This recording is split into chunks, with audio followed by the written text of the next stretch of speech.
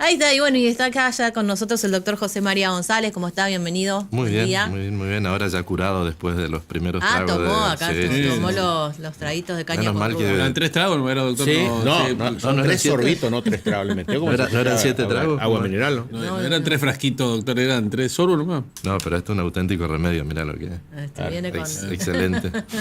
Con auspicio. auspicio y todo. Bueno, venimos como con el capítulo 3 o 4 de la dichosa Ley Bases. Hemos hablado desde diciembre de qué pasaría cuando se apruebe la Ley Bases. Bueno, finalmente se aprobó, ya está vigente, y venimos repasando las modificaciones en el ámbito laboral. Y nunca las terminamos porque la verdad es que si bien no es una reforma laboral integral la que se hizo, sí hay algunas cosas que cambiaron y otras que no, pero que generan dudas para saber cómo es la cuestión. Nos quedó pendiente el tema licencias, en general y en especial licencias por maternidad. Esto es un tema súper polémico y hemos tenido casos, nosotros desde el punto de vista de noticias, creo que el año pasado, antepasado, vos, Marce, te vas a acordar, en Chaco, unas personas que tenían una especie de corralón o ferretería que sufrieron bloqueos muy intensos. Exacto.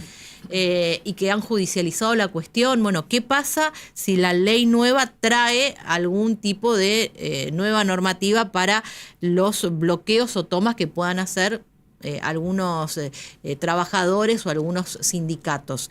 Y después el fondo de cese laboral, si es lo mismo que el fondo de desempleo. Ayer veía que aumentó considerablemente la cantidad de beneficiarios del fondo de desempleo. El fondo de desempleo actual, Sí. que es el que te da como un seguro por 12 meses en función de la antigüedad que tuviste, en función del salario. Eso marca también, este debate laboral se da en un contexto de crisis en el mundo del trabajo que se viene agravando por los despidos y las cesantías. Bueno, ¿por dónde empezamos? ¿Licencias? Bueno, empecemos por licencias. En rigor de verdad, la única referencia que tiene la ley en este aspecto es a la licencia por maternidad, normalmente llamada, que en términos generales no trae una renovación muy importante, sino que lo que hace en todo caso es precisar en el texto de la ley aquellas cosas que ya estaban en aplicación. ¿Cuál era la regla que manejábamos todos?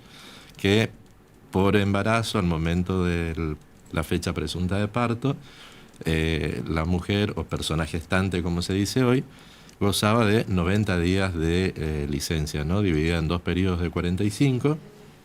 Eso no se modificó. Queda dicho de que es un periodo con prohibición de trabajar, salvo opción que haga la empleada, y acá se establecen algunos límites y algunas aclaraciones. Repito, esto en la práctica ya funcionaba así, como interpretación de la ley o del estado en que estaba la ley con anterioridad.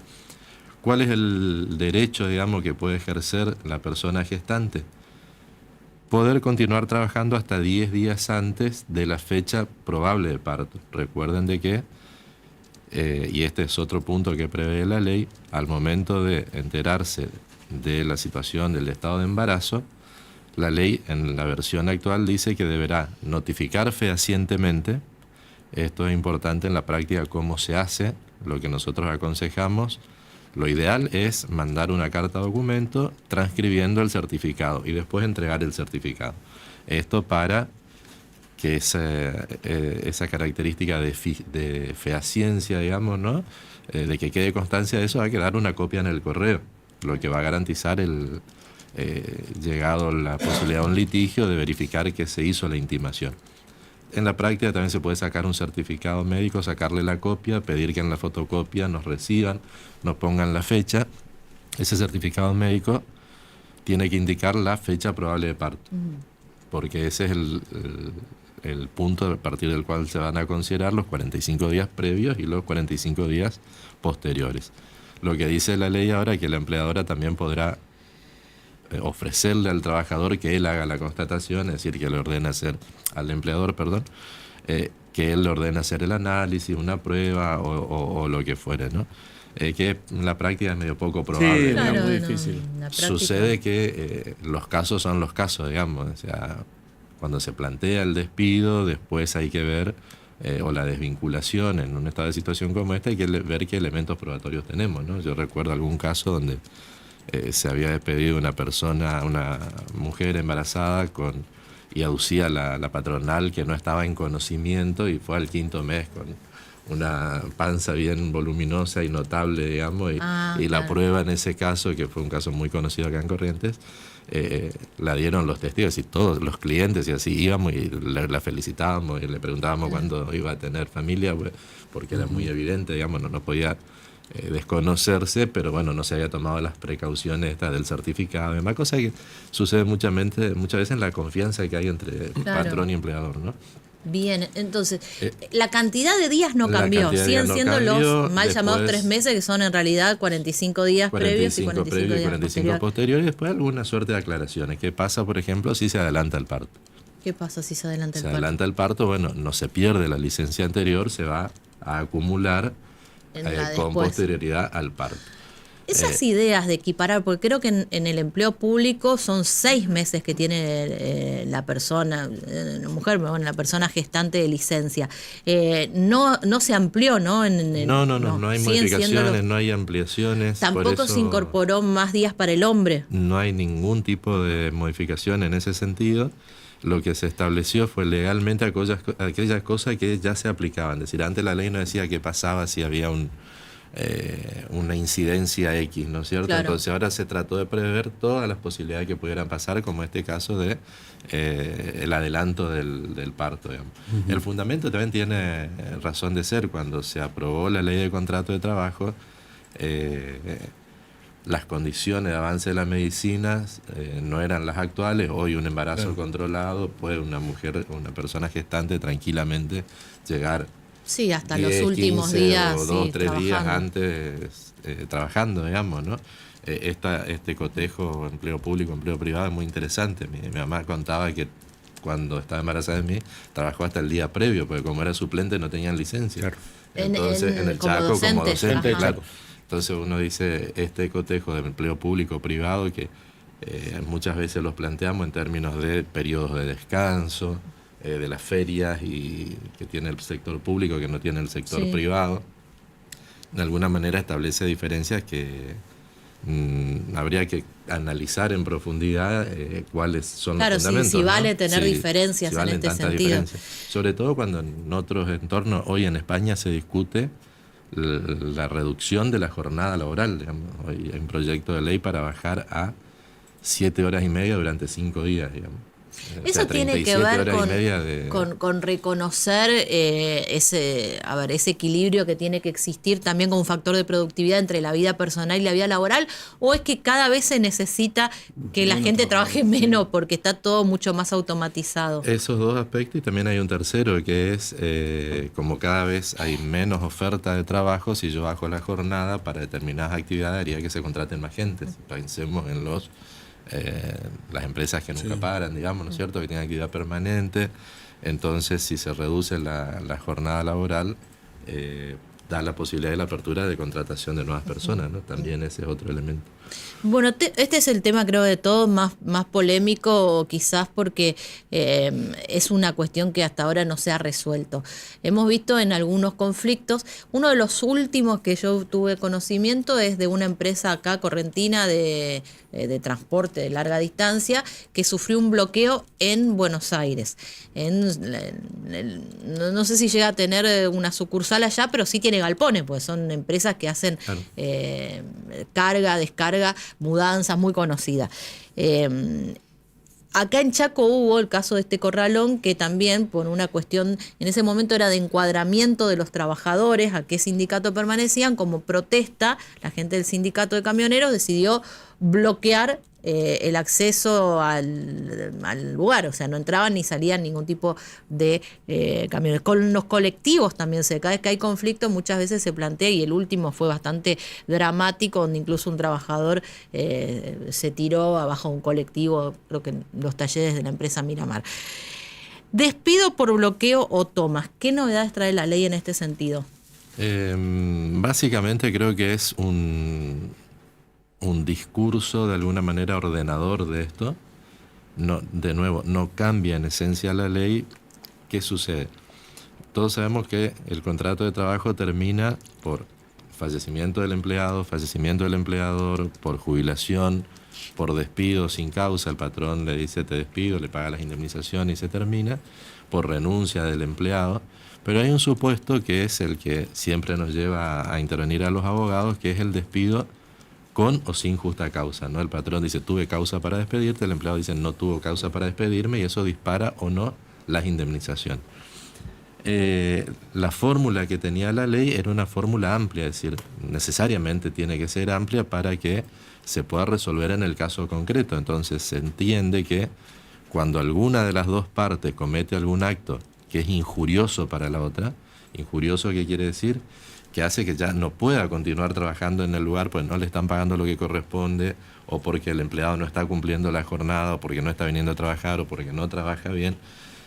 Considera que hay una causa, intima a que esa causa se remueva, se saque, que se deje de incumplir el contrato, y si no lo logra, se despide al empleado. Lo que dice ahora es expresamente, es como si dijera, podrá considerarse causa de despido que el empleador no vaya a trabajar, que el empleado no vaya a trabajar, o que le falte el respeto a su patrón. Y ahí se menciona así el bloqueo, la toma de establecimientos, y lo que agrega es unas presunciones. Entonces dice, ¿cuándo se daría esta gravedad en el bloqueo que genere la posibilidad del despido? Primero, cuando se afecte la libertad de los otros empleados. Si yo tengo un grupo que quiere hacer paro y el otro grupo no quiere hacer paro, entonces yo voy y bloqueo, y con eso obligo a los demás a, con eso o con algún otro acto, los apuro, los aprieto, como se dice vulgarmente, es una presunción de que esa conducta debe ser causal de, o es causal de despido, o puede ser causal de despido. Cuando más, cuando impido el normal funcionamiento, entonces no permito que ingresen mercaderías, no permito que salgan los ómnibus, por eso bien planteaba esto para nuestros últimos conflictos de camioneros, transporte público de pasajeros, vamos a estar atentos a este tipo de casos. Cuando no permito que ingresen insumos, cuando... Se ve mucho, y no sé si esto entra también son muchos los gremios que están vinculados al sector aeronáutico. Claro, ahí sería, por ejemplo, gremio, tienen muchos, que intervienen, pero a veces dice, los maleteros o los que se encargan de hacer los trabajos de señalización de pista están de paro, y entonces se suspenden todos los vuelos. Claro, impide el trabajo del resto. Ese sería también un ejemplo de que se obstaculice habría que analizar cuál es la conducta que toma el gremio o el grupo de empleados, ¿no? Porque a veces el gremio focaliza el conflicto en una empresa. A veces son conductas extendidas, digamos, en una provincia, en una región o en todo el país. El caso que vos planteás es más discutible. ¿Por qué razón? Que una aeronave despegue o aterrice es la suma de una serie de factores. No puede sin piloto, no puede sin los señalizadores, no puede sin azafata, no puede sin el que carga combustible. Entonces, si uno está de paro, afecta necesariamente a todos los demás. La ley lo que habla es del bloqueo y la toma. Vamos a tener que empezar a definir qué es bloqueo y toma.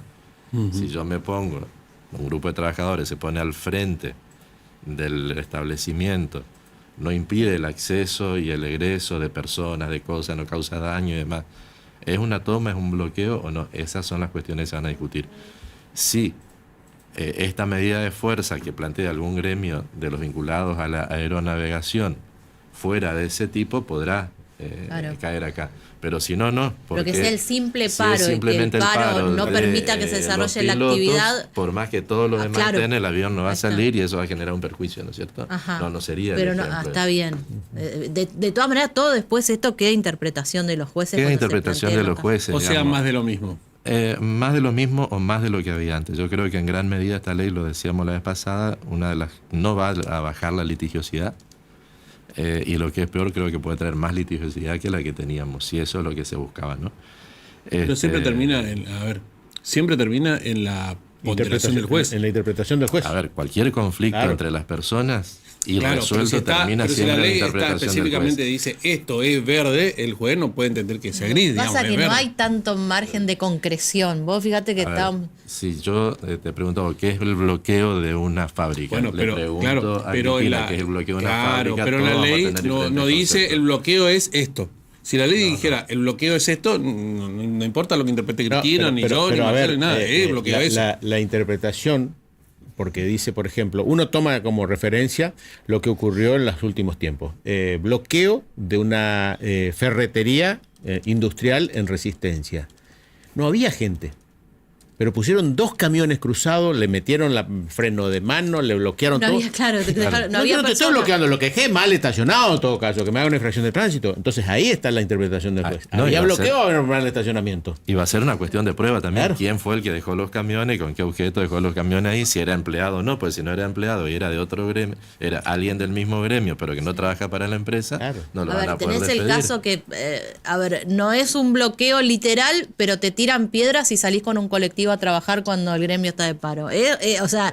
Bueno, ahí sí se habla de daños a las personas o las cosas, se podrá considerar un bloqueo. Por eso habla de una presunción cuando se afecta la libertad de las personas, se afectan los bienes, se afecta la seguridad, se producen daños. Hay una enumeración en la ley que es más o menos indicadora. Pero de nuevo, hoy decíamos en las situaciones generales antes de la ley, ¿qué marca la ley? Primero tenés que intimarlo a que cese en la conducta, con lo cual la intimación a cesar en la conducta por la propia ley es de 48 horas y es fehaciente. Tengo que mandarle una carta de documento. Mientras tanto me mantienen bloqueado 2 días. Claro, claro. Y ahí viene, sí, como novedoso, la excepción. Dice, si ese bloqueo fuera tan categórico o esa toma tan dañino o afectara tanto, podría despedirse inmediatamente sin intimar a la parte, al empleado, al grupo de empleados, a cesar en esa conducta de bloqueo o toma, digamos, ¿no? Eso podría ser, entre comillas, lo novedoso, es decir, bueno, a ver, están amontonados 10 empleados frente a la puerta, no dejan que nadie entre o salga, busca un escribano, lo despida todo y se En termina el la acto historia. podría ser, digamos. Pero Después de nuevo- seguramente va a ser discutible, pero... De nuevo, se va a plantear la discusión judicial, claramente. ¿Fondo de cese laboral es igual al actual fondo de desempleo? No tiene nada que ver con Ajá. eso. El fondo de desempleo es una prestación de la seguridad social. Sí. Una persona que es despedida,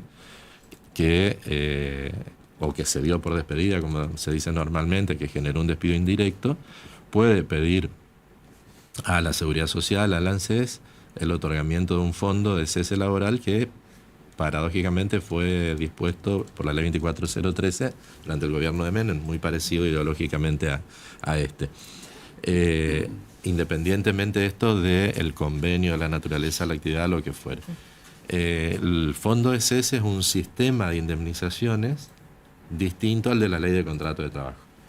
Es el que se usa normalmente en la construcción, por eso se habla del modelo UOCRA, donde yo contrato un empleado, el empresario contrata un empleado, ¿hasta cuándo? No es por siempre, como si fuera una zapatería. Yo abro la zapatería, contrato empleado y presumo que voy a vivir Sí. de eso hasta que pueda, hasta que quiera, mientras me sea productivo, lo que sea.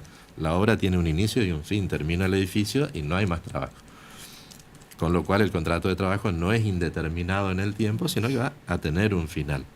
Para esos casos que se ideó un sistema muy práctico, es muy interesante como tal, que es decir, bueno, durante el primer año se va a aportar el 12% y va a ir a una cuenta del trabajador.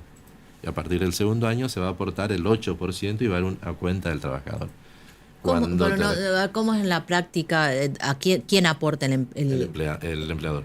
el 12% del sueldo? El 12% de las remuneraciones en el primer año, el 8% después, y eso va a ir a una cuenta bancaria. ¿Le descuenta al asignada trabajador o no?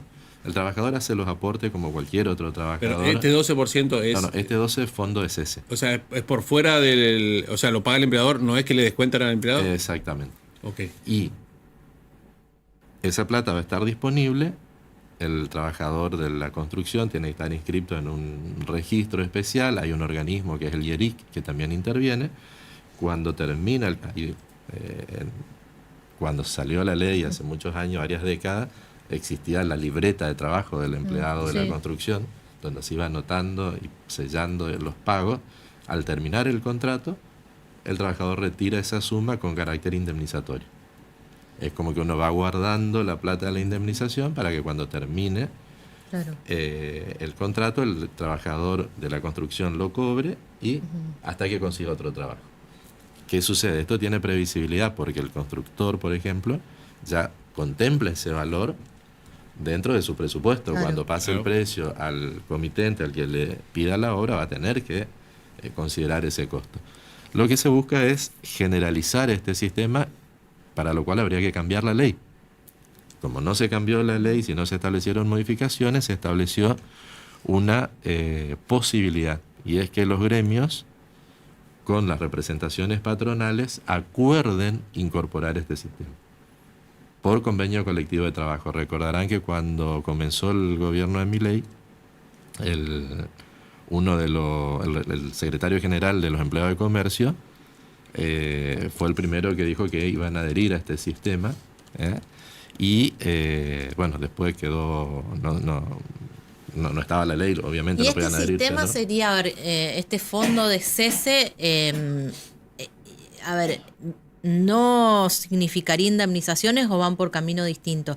No hay indemnizaciones, o sea, esa es la indemnización. No hay indemnización, no importa si es indemnización. despedido con causa, sin causa, ya de No, ahí ya estamos en otro supuesto. Bueno, dentro cuando del terminó régimen de la construcción. terminó Un contrato normal, el empleador cumplió, el empleado Sí. cumplió, se terminó la obra. Terminaste la casa. Te agradezco, terminaste la casa, el edificio, lo que sea. Te agradezco, muchas gracias, acá está tu libreta, acá está el dinero que está depositado, andá a la cuenta, pasá por el banco y lo percibís. El que vive de la construcción, el empleado de la construcción, sabe que con esa plata tiene que aguantar hasta que consiga una nueva En obra. la próxima casa. Claro. Sucede que, bueno, también en la práctica hay empresas constructoras que mantienen contratado más allá de la obra, eso genera algunos conflictos. Entonces viene una persona y dice, hace 20 años trabajo en la empresa tal, pero ¿qué estuviste los 20 años en la misma obra? No, pero como tiene distintas obras y el empleado es bueno, va una a la otra y demás, eso genera alguna conflictividad. Bueno, lo que supone esto es que yo ingreso a trabajar en la radio, si supongamos, el monto que se pacte mensualmente va a ir a una cuenta mía, y cuando termine mi contrato o haya un despido o no está reglamentado tampoco esto, yo voy a acceder a eso, y el patrón lo que va a tener ahí es no va a tener la exigencia esa que significa pagar una indemnización, que generalmente es una suma de dinero alta y que genera cierto desequilibrio en la finanza de la empresa, ¿no? Bien, bueno, creo que abordamos todo. Genera muchas inquietudes. Sí, no, me queda claro en la práctica cómo se cómo va a implementaría funcionar en la práctica. en todas las Es funciones. más o menos los valores. A ver, que siempre uno el cálculo que hace es una indemnización es un mes por año trabajado. Sí. Sería más o menos un sueldo por año trabajado. Si es el 12% de lo que aporta el patrón, es más o menos ese valor. Es más o menos lo mismo, en términos. Solo que lo va haciendo numerarios, despacito, digamos, lo va no todo haciendo junto. despacito, y hay una planificación de la desvinculación. Claro, eso es lo que queda acá. O sea, ¿qué actividades uno las puede planificar? Ahí, por ejemplo, no sé, si vos tenés una heladería que funciona solo los meses de verano, es bastante más claro. Si acá no hay verano, bueno, pero es más claro entender que el trabajo Sí. empieza y termina. En otras cosas no está tan claras cuando empieza y cuando termina. Tal cual. Bueno, creo que abordamos lo más saliente de toda la parte laboral de esta ley bases, después de haberse aprobado ya está vigente. Sí. Lo llamativo es la interpretación, ya Sí. tenemos los casos, ya hay despidos, Sí. ya hay intimaciones, y bueno, todos estamos ahí en el aprendizaje, qué hace este, qué hace el otro. Cuando vemos una carta de documento, ¿a dónde habrá ido dentro de la nueva ley? ¿Qué es lo que quiere este abogado de la otra parte? ¿No? Está muy interesante. Está movidito. Gracias, doctor. Buen fin de semana. Igual para ustedes. Chau, chau. ¿Tere? Nos vamos a la pausa, pero venimos en un ratito. ¿Qué males querés alejar con la caña con ruda? Es la pregunta que hoy te hacemos. Manda un audio, participa y podés ganar